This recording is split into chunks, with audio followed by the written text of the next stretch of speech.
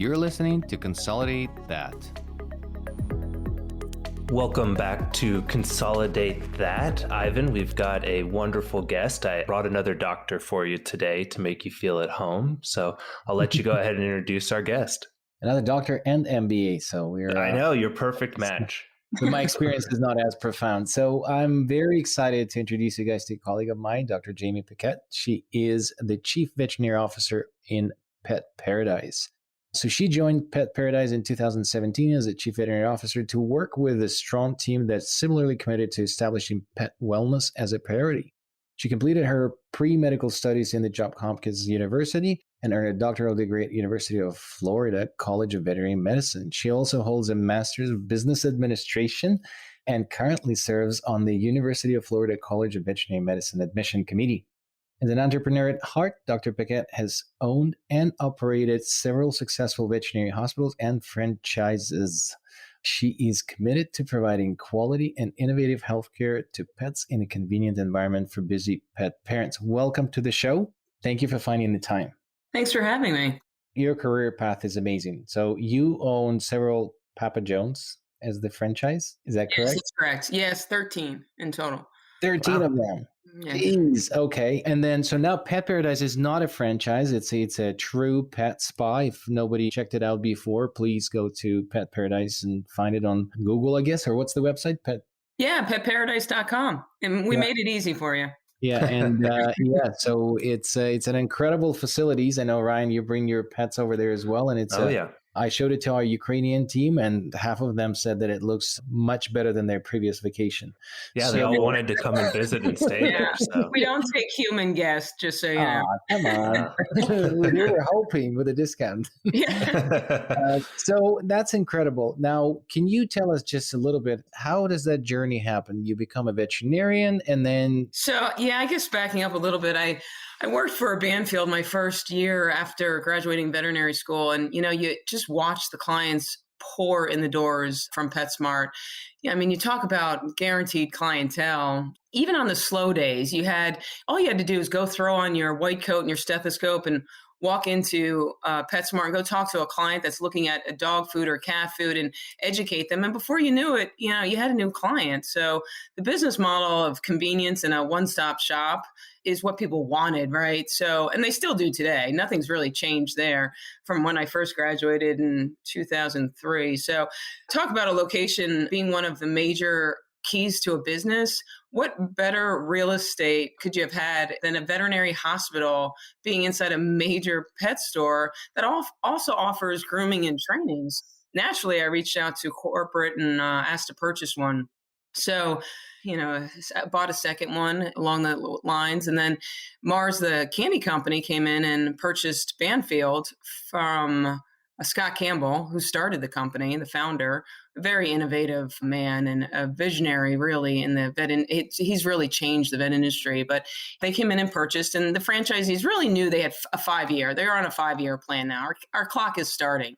So I was thinking to myself, what else could I do? I really enjoy the business aspect. And so I went and got my MBA, and then I started looking at other franchises. And, there was nothing really else out there in the vet franchise space. And I wanted to go to a franchisee-friendly company. And so I started looking at a bunch of franchises, and Papa John's just resonated with me. They were franchisee-friendly, and there was a room for expansion up in the New England area where, there were 66 open trade areas. So I got into that. And so, so after Papa John's, the Pet Paradise had been formed in 2003, and they were a resort with grooming, day camp, and boarding. And they were looking to expand into the veterinary industry and retrofit all the existing resorts, which at the time, I think there were about 23, retrofit all of those with veterinary services, and all the new resorts going forward would have veterinary services built out. So we're building 8 to 10 a year. And we're putting in these clinics and building them from the ground floor and working with the development team and marketing. And it's really exciting. And it's very different from, we're not trying to reinvent the wheel either. Just like franchises, we're trying to take everybody's experiences, everything we've done in the past. And, if we have something, we can utilize it. And if not, then we work on it together and come up with another solution. That's how I got into Pet Paradise. Well, that's great.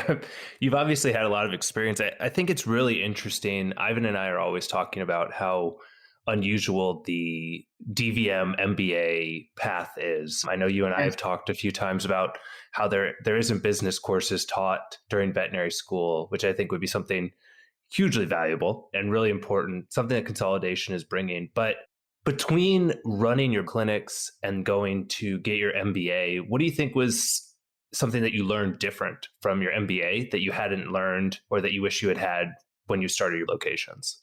Oh, yeah, that's a great question because everyone says it's rare and why is it so rare? And, I look at it like it's similar to relating having a law degree with a master's in marine biology. I mean, it's no different.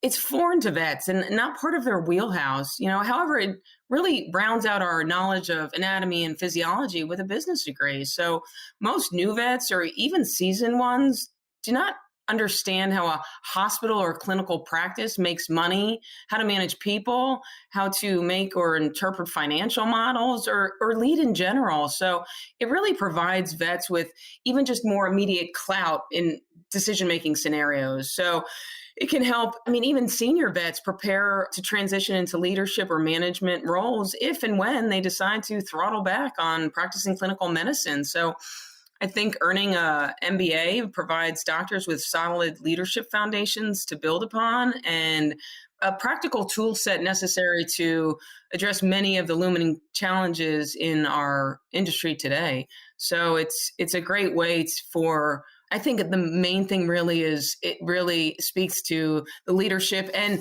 recruiting and retaining vets, engaging employees, coaching, mentoring, customer experience, all those things you're not taught in veterinary school. And then Banfield gave me a foundation, which is unlike any other veterinary practice. And then you could take that and build in the MBA and take it to another level. That's awesome. It's so funny because when I graduated, I wanted to be an ER vet or a radiologist. It was all kind of veterinary career path. Very few vets want to progress from finishing this, very difficult journey and not use it, right? This is, well, it's actually less rare these days. But the interesting part is that then this veterinarian who was dreaming to be, treating patients and knowing, medicine, and then decides to become a business owner. If I decide to become a radiologist or a surgeon, I'll take the next 4 years education. Yeah. If I decide to become a business person, I just go and try to do it. And the danger of that is pretty close to as becoming radiologist without the training, because you end up in the business that you own. There's people that depend on your paycheck, and then you turn from an amazing doctor to a terrible business owner. That's what happens. Right. So I think it should be sort of a prerequisite if you were interested in, that's an upgrade that you can take in the basic training. It would be interesting actually what to do before that. And what a great way to use a franchise that has it down. But my question is actually about that source of patients. So more and more we're hearing from the networks and from the clinics that there's no lack of patients anymore. And especially with the COVID and people paying more attention on what's going on, there's tons and tons of patients and there's not enough veterinarians. Do you see that these days the client acquisition and that conversation in the aisles of pet store is not as important as scaling the veterinary services, or is that not what you're seeing in Pet Paradise? No, I would agree with you. I don't think it's as important. There's plenty of patients to go around. Most of us are inundated with pets and, you're getting more and more compassion fatigue, and it's not getting any better for the veterinarians. And there's so few of them. No, I think the market's there. I think, again, you take your experiences and those educations and, whether it's the business world or whatnot. And you have to understand that ever-changing drivers that affect us, pet insurance, telemedicine, DVM shortage, marketing strategies. So no, I agree. You've got to scale and you've got to make it convenient for clients, and even curbside. You've got to keep pivoting, right? And I think it's all part of it, but you just got to be open to it. And we can't stay in these narrow-minded, I just do medicine and that's it. We need to keep growing. And it's not only professional development, but it's personal development as well. I think from what I've heard and from what I understand from vets, they enjoy being busy, right? People, like we've talked, people go into veterinary medicine because they want to help the animals and the patients, right? So is having sort of the foundation of Pet Paradise a beneficial way to be able to attract talent, knowing that there's going to be some of that driving factor of people coming in for the boarding and the grooming and the daycare? Does that help you guys attract talent of veterinarians, or is that something different that people are looking perhaps to be in a more traditional location? Well, we've found it to attract vets. I know it's difficult. And we're always talking with people, what are you offering veterinarians? What do veterinarians want? We're trying to tap into their needs. And one of the big things is work-life balance. I mean, we hear it all the time. When they started saying that, I was like, I don't even know what that means. Work-life balance? What is the definition of that? But, that's what they want. And I think for us, what we can give them is, one of the big things is for even compassion fatigue, you help all these other pets all day long and yours sits home at the couch, and by itself. And that really affects us. We allow them to bring their pets to day camp every day. So they're with their pets if they want to be. But also, I think we are so used to seeing sick pets, those healthy puppies that walk in the door. I mean, we see more sick and injured pets than healthy ones. But in Pet Paradise, you know what? You just were down, you had a euthanasia or you had a sick animal or, this case is, very stressful. You go out and you walk around and watch the dogs play. Go watch. I'll tell you, we say it all the time that any of the people from headquarters, all you do is go down and watch those dogs play in the pool and it never gets old. It never gets old. And then you saw it probably. Oh, right? Yeah. I have whenever they're there, if we're traveling, we always are constantly taking screenshots of the webcams of them jumping in and out of the pool and having a good time. And it's great. It's super fun. And it's the same reason I like to bring my puppies in to work with me when I work out of my co-working space, because you can just see people brightening up. So that's an interesting idea. I never thought about the desire to see happy, smiling animals during your day as well. It really is. And I don't think you realize it until you're actually in it and you get to see pets having fun instead of the sick patients all the time. So yeah, to talking about the ER, that was my world where that's all not happy. So I wonder if you guys allow owners also or the employees jump in the pool as a part of it. Divulge that. Ivan, your picture is going to be on the wall. Do not allow this man. This guy, the bald guy, guy is going to jump in the pool. Tell him no jumping in the pool. Yeah. But so interesting that you touched on this is, what veterinarians are looking for and the work-life balance. That's a huge area of what we're sort of working at VIS towards discovering. Mm-hmm. One part is that we do know that the industry is burned out and there's a bunch of stuff that people do when they're burned out. But as a part of it, and the more happy people that we talk to, and especially on our other podcast where we talk to entrepreneurs, I find that it's the veterinarians that's changed their sort of scope and perspective, just like yourself. So we are so goal-oriented. And when we reach our goal, becoming a veterinarian, it's sort of the end of that goal. And then if you don't set the next one, like yourself, okay, I want to build a franchise, I'll do that. And then you're in this. So continuous goal setting. So do you see that more these days, that sort of extending that goal is maybe a solution to our burnout and sort of, becoming sort of day-to-day compassion fatigue? Is there something into it?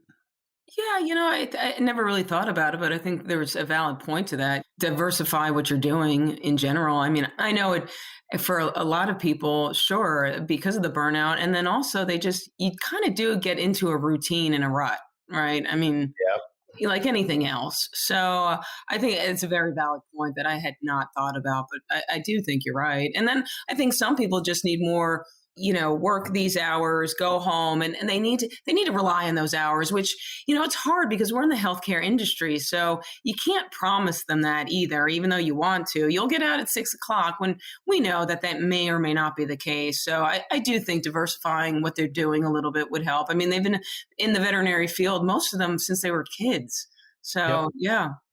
No, absolutely. That's sort of the line that we're trying. This is the next hypothesis that we're trying to develop further and see that if goal setting, even the continuous education is sort of that next thing that you need to do and be very structured about it. Because if the new grad comes out and it was a dream to become a vet, and then when it becomes, vaccination conversation day to day, 20 times a day, it was funny. I was talking to Pat Welsh from Vet Bloom. He's an ophthalmologist. So he got bored immediately when he graduated and he said, okay, I'm going to become an ophthalmologist because I don't want to talk about the vaccines every day. Right. And then he did the residency, and then after that, he's talking about glaucoma every day. And then he pivoted completely because he was like, okay, I want to do something new, entrepreneurial. So he's developing this amazing VetBloom platform, and it was interesting to see a perspective of someone that dedicated not just the veterinary, but also the specialty degree to it, and then diversified after that into something that is sort of near the vet field, but he is a specialist in ophthalmology. So that was interesting conversation. That is interesting. And yeah, there's a lot of truth to that. Yeah. And the happier people that we see are those that sort of chose that different path.